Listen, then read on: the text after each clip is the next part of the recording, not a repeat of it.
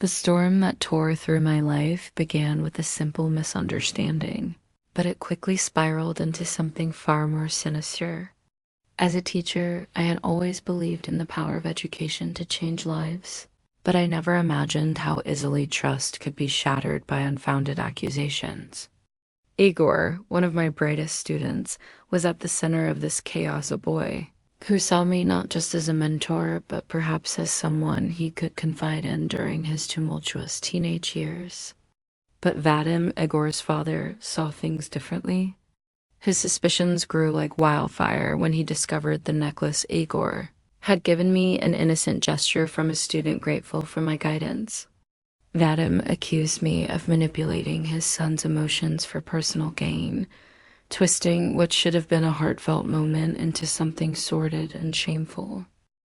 The tension between us reached its peak on a cold, rainy evening when Vadim confronted me outside the school gates. He hurled insults at me, calling me names I couldn't even repeat without cringing. "You think you can toy with my son's feelings? You're nothing but a fraud." The words cut deeper than any blade, leaving scars that would take years to heal. What made it worse was knowing that I couldn't fight back, not without risking further damage to Igor or myself. My reputation hung precariously over a cliff, ready to plummet into oblivion if Vadim decided to expose me publicly. Meanwhile, my personal life became an unbearable weight. My mother, frail and fading from terminal cancer, needed constant care. Yet I found myself unable to focus on her needs amid the growing crisis. Every day felt like walking through quicksand.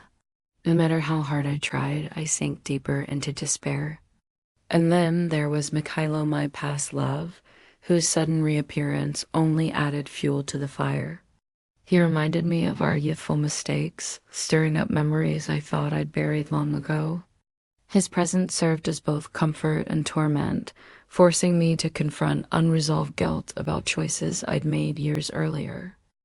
As rumors spread across the town, fueled by Vadim's relentless vendetta against me, I became a pariah.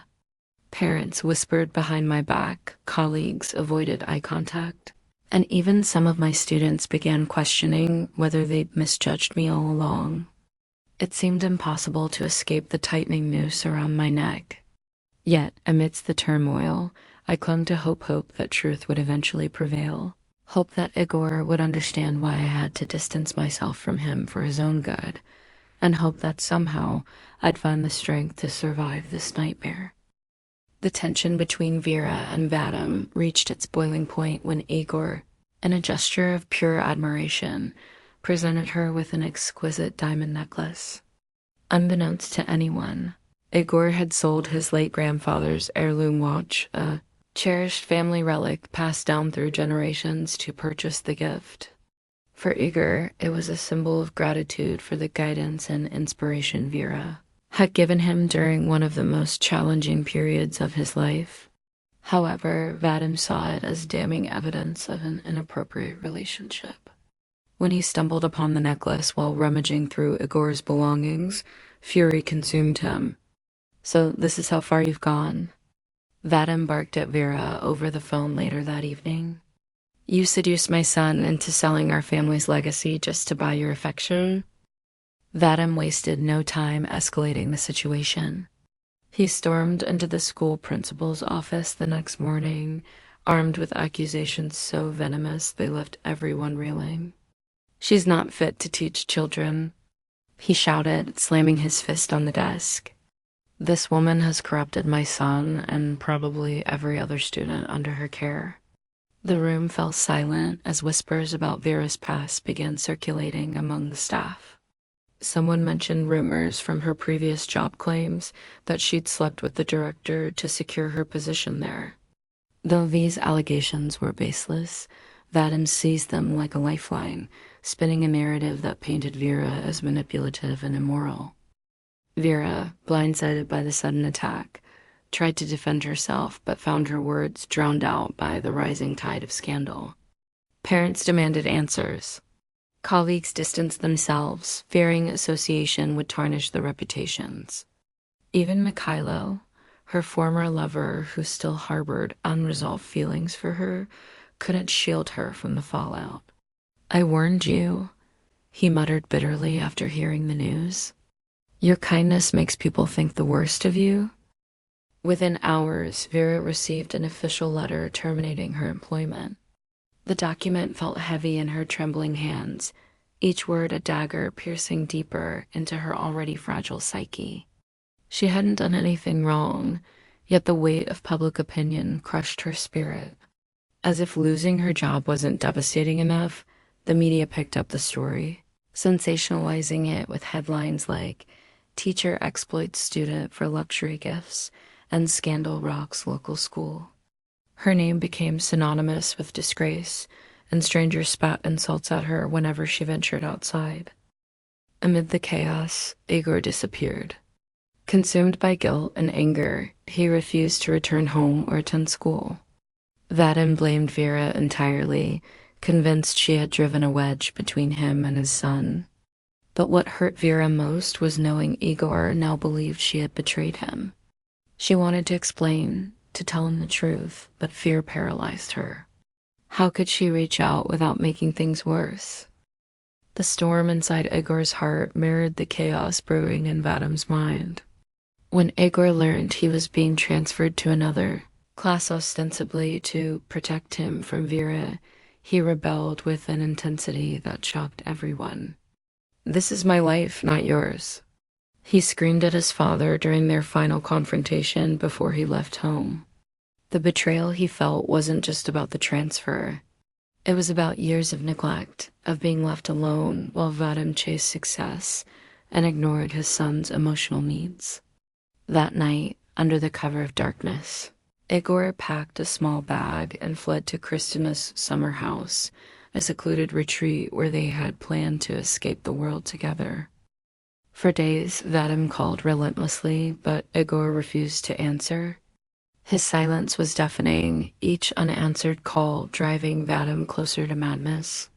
"He's out there somewhere," Vadim muttered to himself as he paced the empty halls of his mansion, haunted by guilt and fear. Then came the whispers that Igor wasn't alone, that he was hiding with Kristina. When Vadim discovered the truth, fury consumed him. How dare she take his son away? He assembled a group of friends, men loyal to him, and set off into the pouring rain toward the summer house. The moment they arrived, the air crackled with tension. Vadim pounded on the door, shouting for Igor to come out. Inside, panic gripped both teenagers. Kristina clutched a kitchen knife, her hands trembling but resolute. "I won't let them take you," she whispered to Igor, tears streaming down her face. When the door finally gave way, the scene erupted into chaos. Kristina stood firm, the blade glinting menacingly in the dim light. "Don't touch us," she shrieked, her voice raw with desperation. Her parents tried to reason with her, pleading for calm, but she only tightened her grip on the knife. "If you force me to leave, I'll die here tonight." Vadim lunged forward, attempting to grab Igor, but Kristina blocked his path, nearly slashing his arm. The room spun with shouts, cries, and the sound of furniture toppling over. Amid the mayhem, Igor pulled Kristina back, his own voice breaking as he yelled, "Stop this. You're killing her." For a brief second, time seemed to freeze. Vadim stared at his son, seeing not the defiant teenager before him, but the little boy who once ran to him for comfort. It was too late, though the damage was done. As the adults regrouped, Igor and Kristina slipped out through a back window, vanishing into the stormy night. The fallout from Igor and Kristina's disappearance sent shockwaves through the community, but it was Kristina's parents who unleashed the storm. Convinced that Vera had orchestrated their children's rebellion, they stormed into the school principal's office, demanding answers and justice. "That teacher is nothing but a manipulator," Kristina's mother spat, slamming a folder of evidence onto the desk.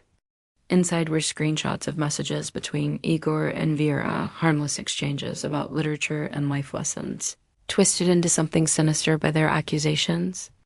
She encouraged them to run away. Her father added, his voice trembling with rage, "Our daughter is only 16. She shouldn't even know what love is yet."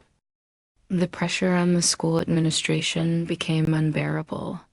Fearing backlash from influential families, the principal launched an internal investigation into Vera's conduct. Rumors spread like wildfire among teachers and students alike. Some believed Vera innocent, while others whispered behind closed doors, speculating about her motives. Meanwhile, Vadim remained eerily silent, consumed by guilt over driving his son away. But for Igor, the consequences were far more devastating. Days turned into weeks as he spiraled deeper into despair. He stopped eating, refused to speak to anyone, even Kristina, and spent hours staring blankly at the ceiling of the summer house. The once vibrant boy was now a shadow of himself, haunted by feelings of abandonment and betrayal. Every morning, however, Igor found solace in one ritual: texting Vera. Despite everything, she remained his lifeline, a connection to the world he no longer felt part of.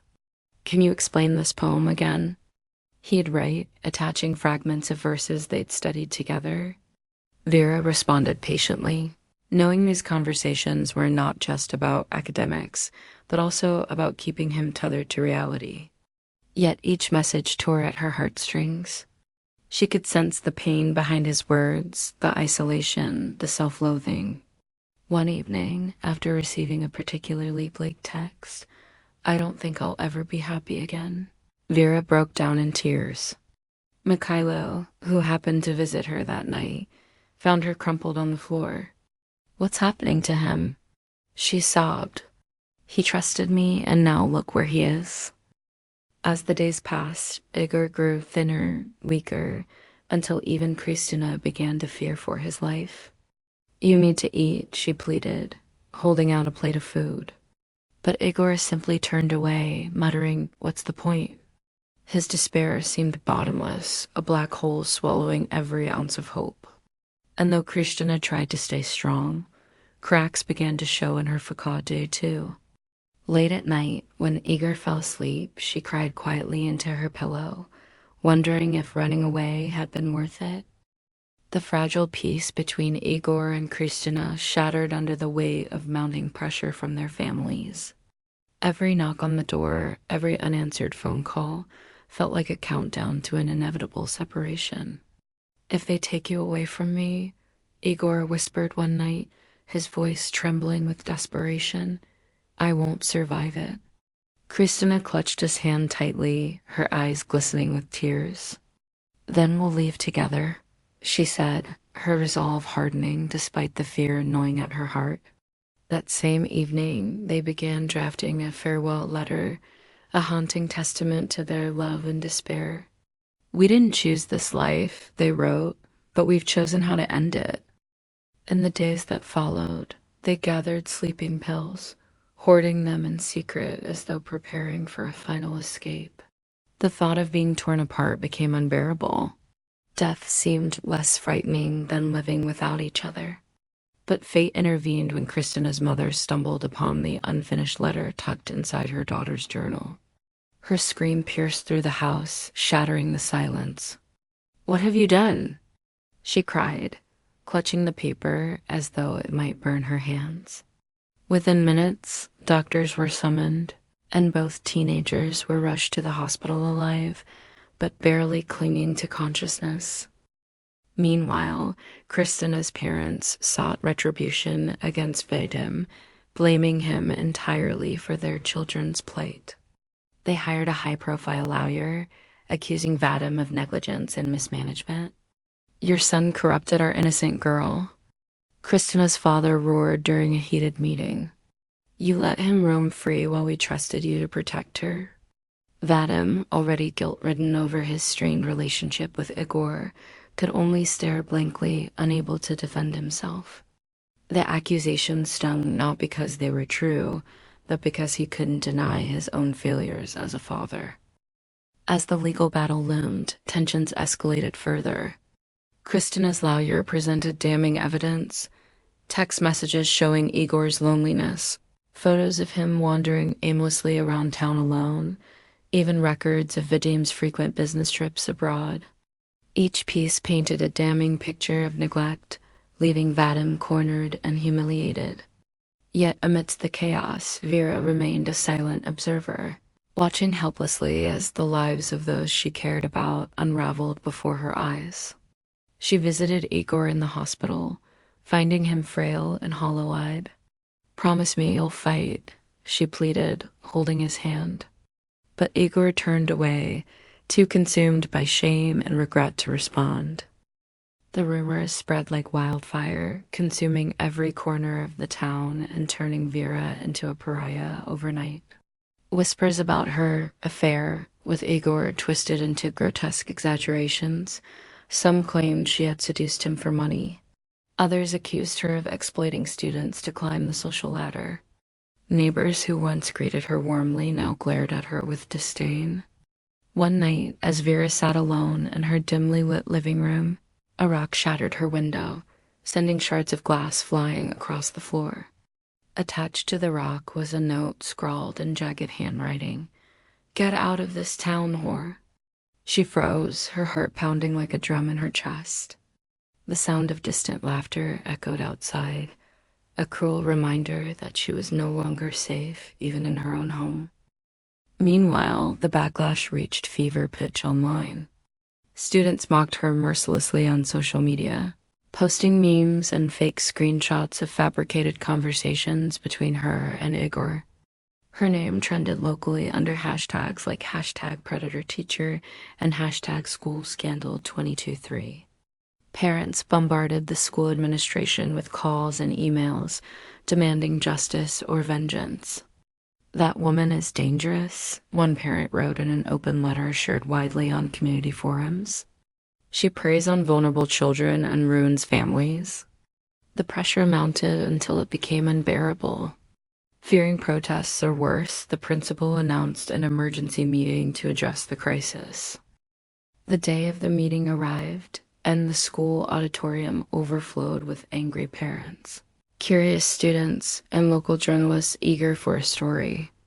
Vadim sat stoically in the front row, his arms crossed tightly over his chest, while Kristina's parents exchanged heated whispers nearby. When Vera entered the room, escorted by 2 security guards for her protection, the crowd erupted into jeers and insults. "Shame!" someone shouted. Another voice yelled, "How dare you show your face here?" Tears welled up in her eyes, but she forced herself to remain composed. Mikhailo, sitting quietly in the back, clenched his fists, torn between defending her and staying silent to protect his own reputation. As the meeting progressed, tempers flared. Parents demanded answers, accusing the school of negligence in hiring Vera without conducting proper background checks. Someone brought up her alleged affair with the previous director, twisting it into proof of her moral corruption. Amid the chaos, Igor's absence loomed large, a painful reminder of how deeply this scandal had fractured lives. Vera tried to speak, her voice trembling but resolute. "I have always cared about my students," she began, but her words were drowned out by shouts and accusations. The room spun around her, a cacophony of hatred and judgment that left her feeling utterly powerless. The scars of Vera's past ran deeper than anyone could have imagined. One rainy evening, as Mikhailo sat across from her in the dim glow of a flickering lamp, their conversation turned to memories neither had fully healed from. "Do you remember that day in the park?" Mikhailo asked hesitantly, his voice trembling with regret. Vera froze, her hands gripping the edge of the table. How could she forget? That was the day they'd kissed for the first time and the last. She had been young, naive, and hopelessly in love. But when IRA announced she was pregnant, Mikhailo made his choice. He left Vera without so much as an explanation, leaving behind only silence and betrayal. You didn't even say goodbye, Vera whispered, her voice breaking under the weight of years-old pain. How could you just walk away like that? Mikhailo bowed his head, unable to meet her eyes. I thought it was the right thing to do, he muttered. But every day since has felt like living half a life. His confession was too little, too late. The wound he'd inflicted on Vera's heart had never healed. Instead, it festered, poisoning her trust in others. It wasn't just the abandonment, it was the realization that love, no matter how pure, could be sacrificed for convenience. As if the ghosts of her past weren't tormenting enough, another revelation struck Vera like a lightning bolt. Her mother, frail and fading, called her into the living room one night. There's something you need to know, she said, her voice barely audible. My cancer. It's genetic. Vera's breath hitched. What are you saying? She asked, though deep down, she already knew the answer. The doctors say there's a high chance you'll develop it too one day. The room spun around her as the words sank in. Not only was her mother dying, but Vera now faced the terrifying possibility of sharing the same fate. Her mind raced with thoughts of mortality, loneliness, and unfinished dreams. What would become of her if she fell ill? Who would care for her when her strength failed? The fear gnawed at her relentlessly, amplifying the emotional toll of everything else happening in her life. Between Igor's turmoil, Vadim's accusations, and the town's scorn, she felt like she was drowning. And now this her body itself might betray her someday. Tears streamed down her face as she clutched her mother's hand. Why does it feel like the universe is conspiring against me? She sobbed. Her mother stroked her hair gently, offering comfort she couldn't quite believe herself. The confrontation between Vira and Vadim reached its climax in the school's auditorium, a space once filled with laughter and learning now transformed into an arena of hostility. Vadim stood center stage, his voice booming like thunder as he unleashed a torrent of insults at Vira. You're nothing but a manipulative harlot. He spat, pointing a finger so close to her face that she instinctively recoiled. How dare you think you can toy with my son's emotions? You've corrupted him. The crowd murmured in agreement, their judgmental gazes piercing through her like daggers. Vera clenched her fists tightly, trying desperately to maintain her composure. She wanted to defend herself, to explain that everything was innocent, but how could she when the weight of false accusations crushed her spirit? Her resolve crumbled under the relentless assault. Tears streamed down her cheeks as she whispered, I never did anything wrong. But her words were drowned out by Vadim's fury and the jeers of parents who had already condemned her. Mikhailo watched from the back row, his expression torn between guilt and helplessness. He knew what it felt like to betray someone he loved, yet he couldn't step in without risking further damage. As Vera broke down completely, sobbing uncontrollably before everyone, Vadim sneered. This is what happens when teachers forget their place. Her humiliation was complete. Even those who doubted the allegations against her now saw her tears as proof of guilt. Meanwhile, chaos erupted elsewhere. When Kristina's parents arrived at the summer house, they found Igor and Kristina asleep in each other's arms, a scene that confirmed their worst fears.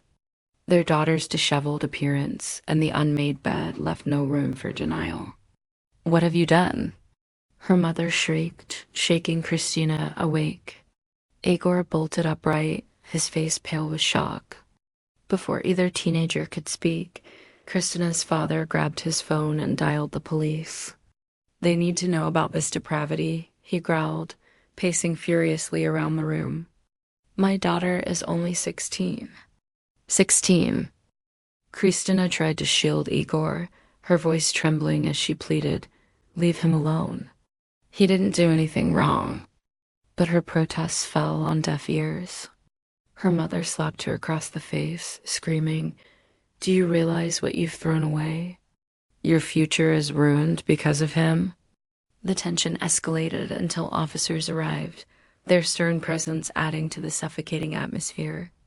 Igor, still visibly shaken, muttered, "It wasn't supposed to happen like this." His words hung heavy in the air, a stark reminder of how quickly youthful passion could spiral into tragedy. As Christina clung to Igor, refusing to let go despite her parents' demands, Vadim stormed into the house, his rage palpable. "Where's my son?" he bellowed, pushing past everyone. For a moment, all eyes turned toward him, the man whose paranoia had ignited this inferno. Yet instead of answers, there was only silence and the unbearable weight of consequences none of them could undo. In the quiet aftermath of their chaotic escape, Igor and Kristina sat together on the porch of the summer house, watching the sun dip below the horizon. The world around them was still, but their hearts were far from peace. "Do you think they'll ever understand us?" Kristina asked softly, her voice trembling with exhaustion. Igor hesitated, his gaze fixed on the fading light. "I don't know," he admitted. "But I do know we can't keep running forever." The weight of their choices pressed down on them, weeks of hiding, defying their families, and nearly losing themselves in despair had taken its toll. Kristina clutched his hand tightly, tears streaming down her face. "I don't want to lose you," she whispered, her voice breaking. "But I also don't want to destroy everything we've worked for." It was a painful realization. Their love, though fierce and unwavering, could not survive without compromise. They needed time to heal, to grow, and to prove themselves to the people who mattered most. Reluctantly, they agreed that staying together now would only deepen the rift between them and their families. "We'll focus on school," Igor said, his voice steady despite the ache in his chest. "And when we're older, when we've built our own lives." He trailed off, unable to finish the sentence. Christina nodded, forcing a small smile through her tears. "We'll find each other again," she promised. "No matter what happens."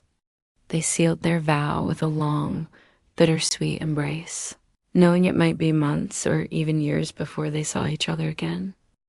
As they packed their belongings to return home, the air felt heavy with uncertainty. Yet, amidst the pain, there was a flicker of hope. Perhaps the separation wasn't the end, but a beginning.